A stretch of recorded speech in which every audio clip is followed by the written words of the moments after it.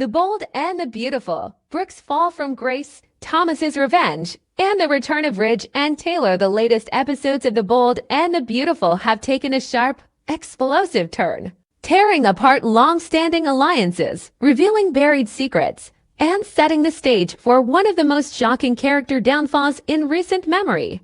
What begins as a confrontation quickly spirals into a full-blown war, and by the end of it all, the once indomitable Brooke Logan finds herself alone, disgraced, and driven out. The week's drama centers on one revelation after another, and it all begins when Thomas Forrester, pushed past his breaking point, finally turns the tables. After years of being painted as unstable, obsessive, and dangerous, Thomas decides he won't be the scapegoat anymore. For too long, Brooke has used her influence, her charm, and her long-standing position within the Forrester family to manipulate the narrative, turning Ridge and others against him.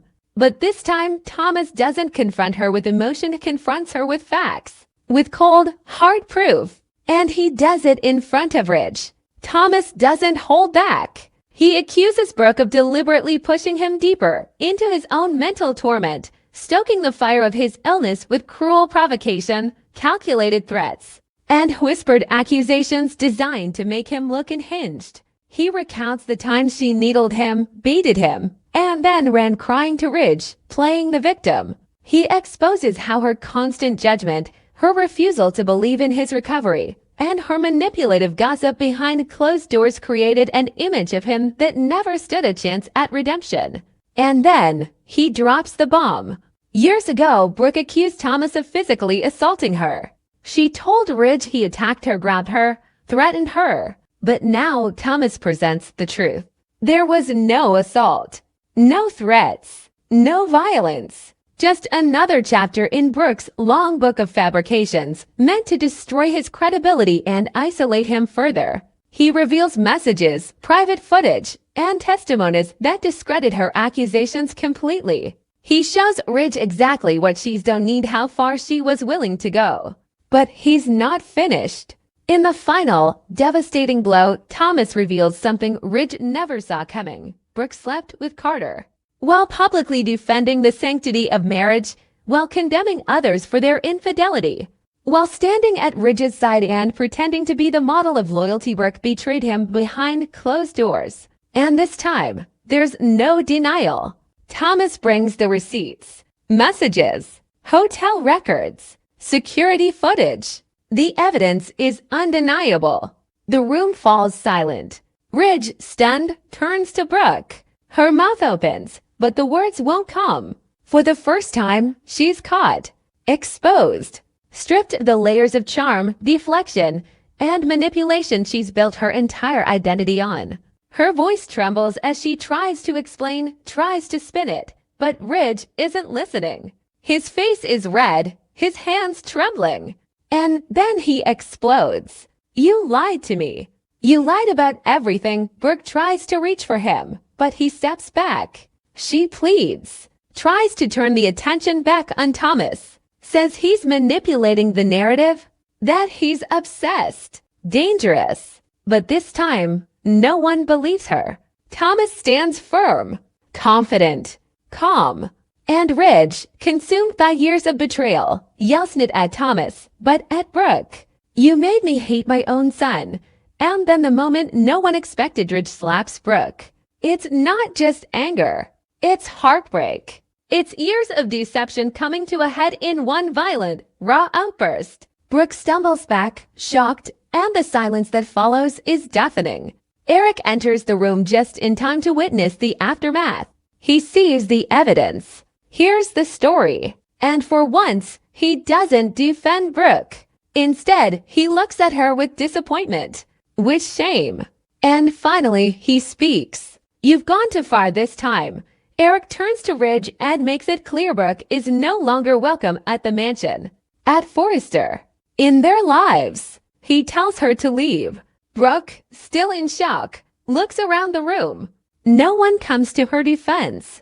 Not Ridge, not Eric, not even Hope. She realizes slowly that it's over. Everything she built, everything she held onto, gone. She doesn't scream, doesn't beg. Instead, she walks out quietly, her heels echoing down the hallway of the Forrester estate like a funeral march. She drives away, past the gates, past the memories, past the legacy she once ruled. And she disappears. But not forever. Word spreads quickly. The fall of Brooke Logan shakes the entire fashion world. At Forrester Creations, the staff whispers in corners. Former allies turn cold.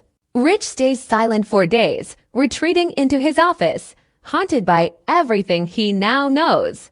Taylor, meanwhile, returns not as a consolation prize, but as the woman Ridge should have chosen all along. She doesn't gloat. She doesn't manipulate. She simply stands by Ridge, offering quiet support, refusing to exploit the wreckage of Brooke's implosion.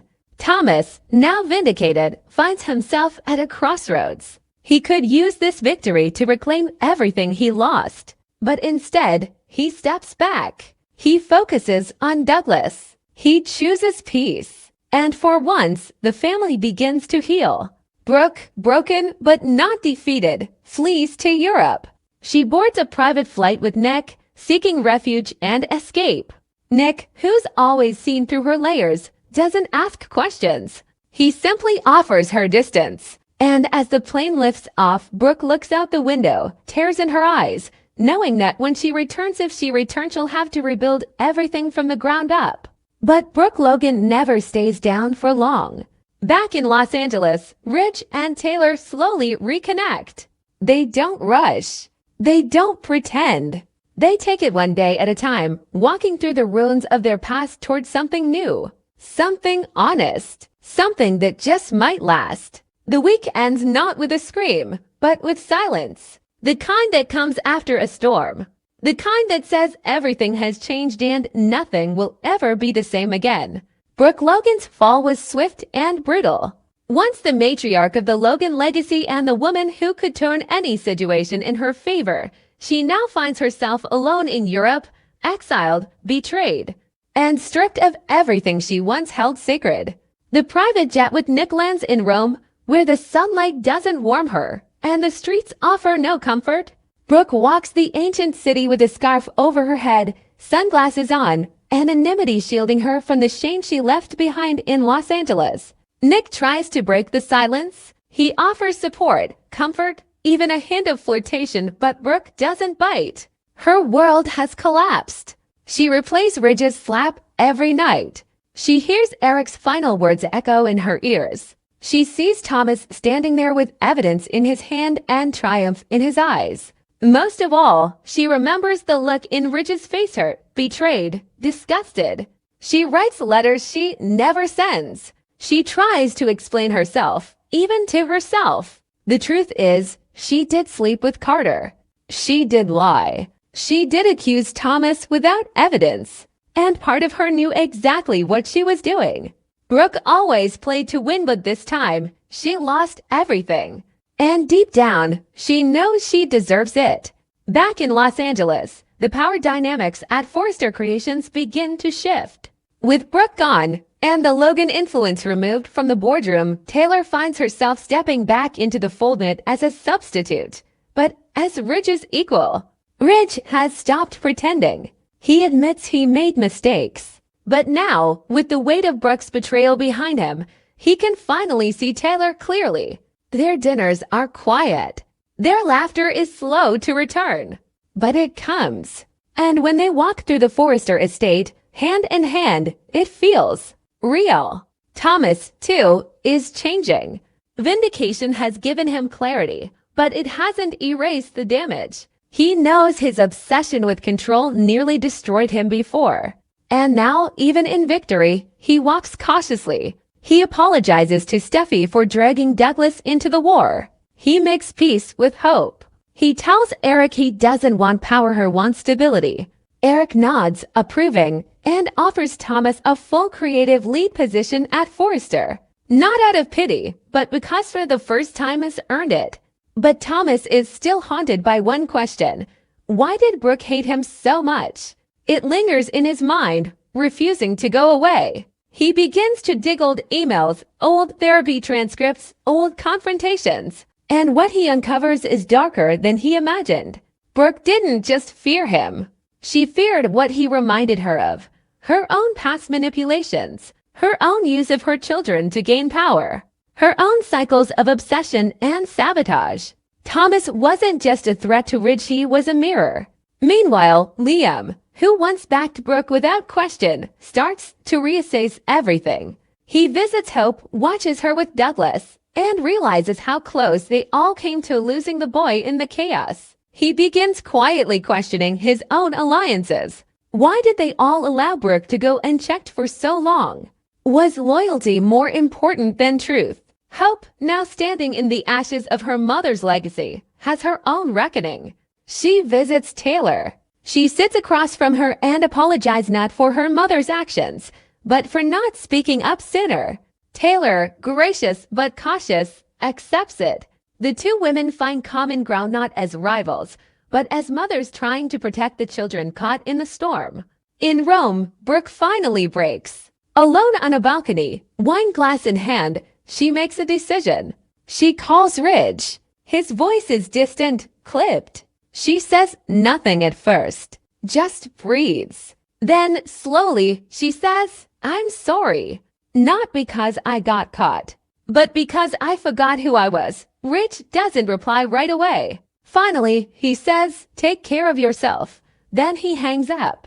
But the call triggers something in Ridge, not regret, but reflection. He talks to Taylor that night, tells her he's spoken to Brooke. Taylor listens quietly. Ridge doesn't ask for permission. He doesn't seek approval. He's just being honest.